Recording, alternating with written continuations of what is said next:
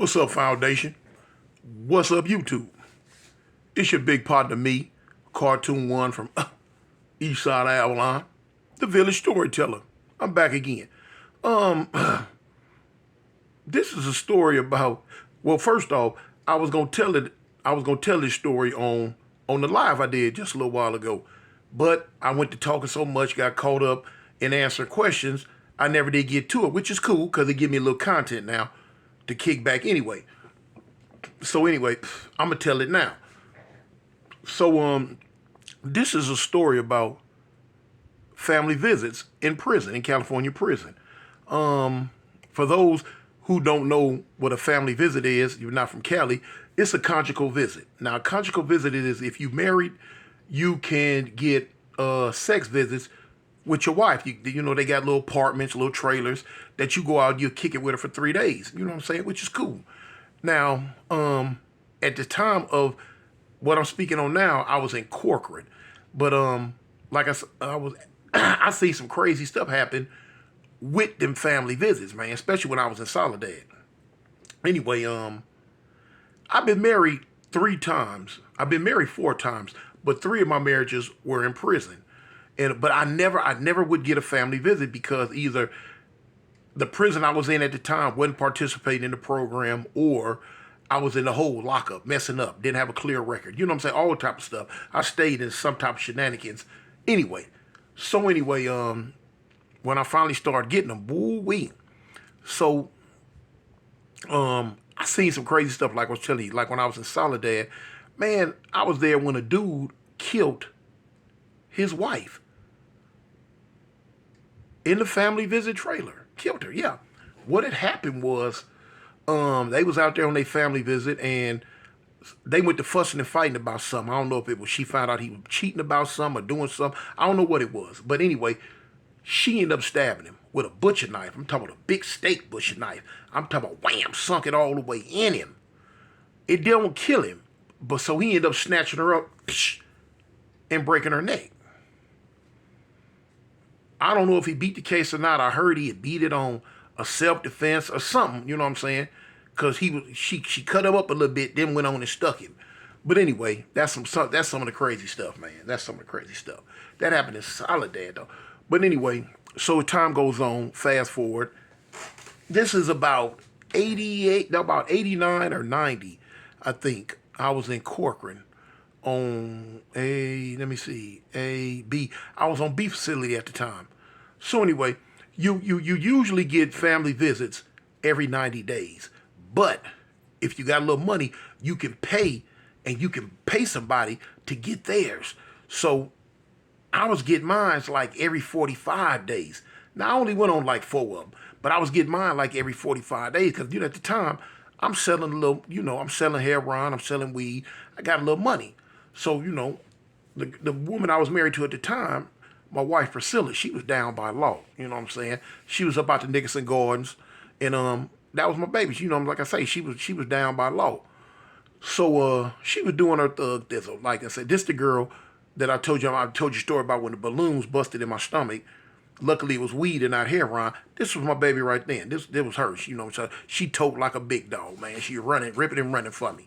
But anyway, so the first visit we went on was cool. Now at the time, I was getting the old school family visit to where your wife could, you know, whatever she go buy and bring up, she was able to buy it and bring it up. You know what I'm saying? Whatever you drinking, whatever you eating, whatever she buying in the store, she bring it up. Now, of course, they gonna inspect it, but you know, they ain't doing no good job. They wasn't doing no good job.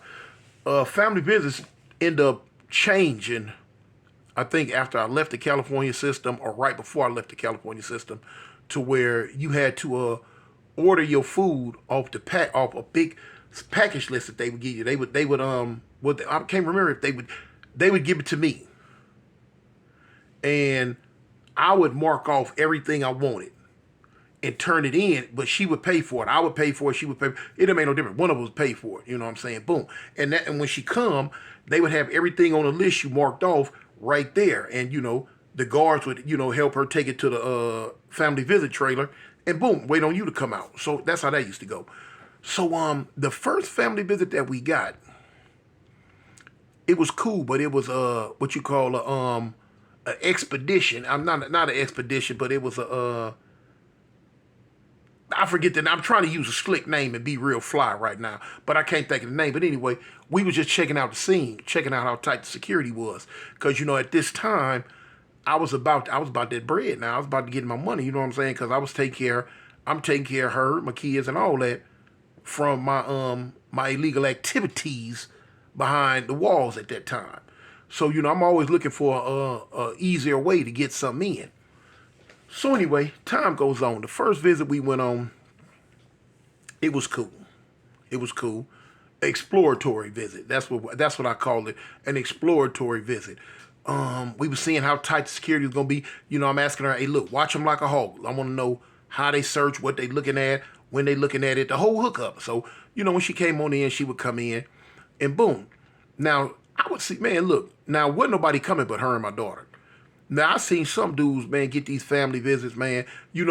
Immediate family can come. You know what I'm saying? Like your grandmama, your granddaddy, your mother, your father, sisters, brothers, stuff like that. They can come too. You don't exactly have to be married. You could get a family visit from one of them, where you just go out there for a few days with your family and kick it and eat and whatever. You know what I'm saying? I was like, yeah, whatever. Not me. If I'm going out there doing all that, man, I'm finna get me some cat, man. Bump that.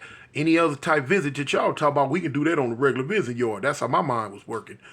But anyway, I seen some people go out there with their other families and stuff before. But hey, like I say, different stroke, different folks. The first visit, we checked out the scene. We peeked it. We seen what was up, what was down, what was left, what was right, what was this, what was that. So I'm like, boom. I'm telling her about something that one of my little Mexican partners was telling me. One of the little get-downs he was doing. So I'm trying it. Like, okay, now listen, back then in the 80s, I used to drink. My drink of choice at that time was that gin.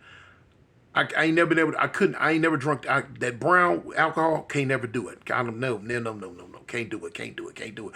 In fact, the only thing that I ever did other than the Old English 800 was the gin. That OG gin, you know what I'm saying? That bumpy face, that Seagram 7. You know what I'm saying? From Seagram, I remember I ended up graduating to that Tanqueray, that T-Ray, you call it that tray. You know what I'm saying? So cool. That was my thing. Now what you do when you coming in, you got the baby, or well, I say baby, but in the stroller. Boom. Okay. Remember, now the police is escorting your girl out to the trailer. They carry the food for her and all that because it's already in the prison. When she bring it up, they gonna carry the food out to the trailer. Okay. So now they ain't tripping on no bottles. They ain't tripping on no baby bottles. They gonna search her true enough. They ain't finna do no wee whole lot of searching on no little bitty child. They wasn't gonna do that. So what you would do, you take the bottles, the regular little the regular baby bottles, the baby bottles. Now some people talk about putting a little piece of tape under. You unscrew the top. You got the regular little top with the little nipple thing, little nipple. You unscrew it, piece of tape. But now you really don't want to fool with no tape, because that tape, depending on how long it take, will fall off. It'll come off, and you don't want your baby to ingest no gin. You know what I'm saying? So you take you some candle wax anything, let it where plastic where you drip and let it drip down from the inside. Turn the top upside down and let it drip down on the inside of the hole. Put your finger in there. It's gonna melt and adhere to the baby bottle. Can't nothing come through. Nothing. And when you turn it over, it looks plain, looks regular, like a regular baby bottle top. But from the inside, it's closed off. Can't nothing come through. And you put gin in the baby bottles. They gonna think it's just water. They gonna think it's just some water in the baby bottles. So you want to have the one that the baby holding. That's the one you want the gin to be in, because they not just gonna trip. Man, fill it up, put the top on it, bang, and don't trip. Now, I told her, you know what I'm saying, try to keep from having try to make it just sit there in her hand or something. You don't want her just sitting there holding it and chewing on that top. chewing on that because you know babies tend to, you know, babies or little children, they tend to gnaw on them tops like pacifiers. You mess around and knock that top off, knock that that wax up out of there, you gonna have a drunk baby on your hands. You know what I'm saying? Anyway, so the first visit went through, cool, we peeped it. The second one, I told her, hey, this how it go, blah, blah, blah, blah, blah. So we tried it. Then it was regular water in all the other ones, but the one my daughter had, it had the gin. She got in. No problem. She made it.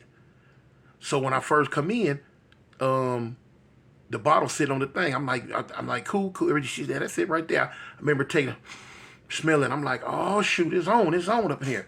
So now what I would do, I would pull the mattress out the room and put the big mattress on the floor, move in the living room, move the stuff, because the TV right there. I want to, you know, we go. This is what we gonna do. We camping out. We doing our thing, man. You know, family visit. My daughter, she would probably be in the back room, well, in the other room, doing her thing. They had a little TV in there for her. They doing her, and she doing her thing. So the first visit went cool. You know what I'm saying? I got a little tipsy. You know what I'm saying? I got drunk. You know, I'm chilled out, kicked it. We ate, did what we did. 2-3 days, boom, no problem. I couldn't wait. Man, I couldn't wait for the next one. Boy, I couldn't wait for the next one. It was on like Maggie Stone. It was popping like popcorn. Now, with me being, as I say, you know, I was young back then, greedy, no self-restraint. I want all the bottles filled up this time. She was like, well, baby, now we going to try to get 2 or 3 in. So I'm like, okay. But now I'm still telling her I want all of them. She going to do what she going to do at that time anyway. So the visit came around again. So now, boom, come in. She got 3 bottles in for me on this trip. Now, how they do for count, this is what they do. You in there, they would buzz in. They got to buzz in. Because I used to be tripping on that little intercom. I'd be like, man, they listening to us. They can hear us. They probably could. I didn't know. But now what they would do, they would buzz in on the intercom, call your name, tell you step out. Now, they had a tower right there that could look down all the visiting trailers. What you would do for count time, because they not finna come out there and come in. What you do at count time, you come out, boom, wave, step on the porch, let them see you know you're all right, cool. You know what I'm saying? Count you, bang, okay, back in. That's how they did them all. And that was cool. So now here it is on this one, y'all. I done messed around, got pissy drunk. Man, I done messed around, got pissy drunk. I'm talking about to the point to where, man, I'm tripping, I'm earling. You know what I'm saying? I'm just like, man, because I'm sitting down, you know, drinking, and we kicking it, we talking. Man, I went to feeling good and did a little too much. You know, your system's super kind of clean because you sitting in this prison and you ain't out on the streets, you know what I'm saying, taking all that stuff into your body like you do. So your system kind of clean. So when you hit it hard like that, it hits you harder. It affects you harder. Like, dang, you know? But anyway, so, man, I done got toe up. Man, I'm stumbling around. Man, I done threw up. Man, I done threw up. I'm like, I fall. Man, I hit my face on the edge of the table. It don't break the skin, but man, it put a big old lump up on my face right here. Boom! I'm talking about swole up like somebody caught me with the overhand right. Sent me to the shadow realm. Man, my wife, she tripping, you know what I'm saying? But I'm so gone. I'm so drunk. I don't, you know, she crying, my daughter crying. I don't know nothing about all this. I'm just, man, I'm throwing up. Man, I'm laying on my back, throw it up in my mouth. It's come up. She got to turn me to the side, get it all up out me. You know what I'm saying? She's tripping. She's scared. So she don't know what to do. My daughter crying. So now here it is. Man, count time done came around. They done buzzed in. Whoop. I don't step out. I'm drunk. She slap. Now a lot of this, now this, I was out of it, but she telling me that, you know, I'm telling you the story she was telling me what happened. She says, man, she's slapping my face, thumping my nose, she's shaking me, baby, you gotta go, they count, you gotta go out and count. She tell me I ain't doing nothing but just, I tell her, leave me alone, leave me alone. Dang. You know them folks coming, don't you? You know they coming out there. She say after about the fourth time, she said they didn't click back in. She said she knew they was coming. So she done told my daughter, look, baby, go in the room. Just go in the room. Daddy gonna be okay. Go in the room. Anyway, here they come. So that they holler through the door, telling her, make sure she decent. They coming in. Da da da da da. They come on in. They come on in. By this time, I done kind of got up on my hands and knees like a little dog, and she say, I'm just shaking, I'm shivering. I'm trying to find something to stand up on, she said. So she said when they come through the door, they look like, man, what, WTF, man, what the feezy? What's going on? What's wrong with him? What's wrong with him? What's wrong with him? Now, she, even though she's out the Nickerson guard, she's kind of lame on certain stuff. She go on and tell him, man, he drunk. They like, he what? He drunk. They like, how he get drunk? How he get drunk? She like, man, he drunk. They could smell it. The whole little spot was funky, stanky, with vomit, gin. So they see the lump on my face. They tripping on her. They trying to figure out if she done did something to me, if she done beat me, hit me. She telling them, no, he fell, hit his face on the table. You know what I'm saying? This, that, and this, that. He pissy drunk. So boom, man, they gaffled her up. Got my daughter. Told y'all, it's over with. Visit over. They finna terminate the visit. Visit over. Boom, they got her up out of there, man. Got me up out of there. Got me to the infirmary. Boom, checked me out. End up putting me in the hole. They put me in an observation or something because I was drunk. So the MOD, they put me in that. So when I finally came back around, they told me, I got a what was that? I got a 115. They give me the 115. You know what I'm saying? Wrote me up, told me, man, ain't no more. They can't. They end up taking my family visits. I didn't see no more family visits after that one. Like I say, that was about my fourth one. I didn't see no more after that. Banned her. Didn't let her come back in. Lucky they didn't try to lock her up. You know what I'm saying? So it was just a bad deal, y'all. Bad deal. I end up. Then on top of that, I end up catching a case. End up going to the shoe. End up going to Pelican Bay shoe. Matter of fact, yeah, I caught did I catch a stabbing or assault? I don't know, but I got into some gang stuff on the yard and ended up catching a shoe term. So that was it for me. That was it for me and my little family visit excursions. You know what I'm saying? It was fun while it lasted. I dug it. I liked it. But at the end, it didn't go right for your big partner, man. I messed it off. It was like, oh well. But anyway, man, that was me. I just had to give y'all that little funny bunny story, man. After almost racking up 40 years of incarceration, it's so much little weird stuff like that happen, little off the wall stuff, you know what I'm saying? It's just so much. So that's why I say, I got story for days, man. I got dang near 40 years of stories for days on days on days, y'all, But anyway, it's me, your big partner, Cartoon One from Eastside Avalon, the village storyteller. I represent the gangsters, man. I'm out. Peace.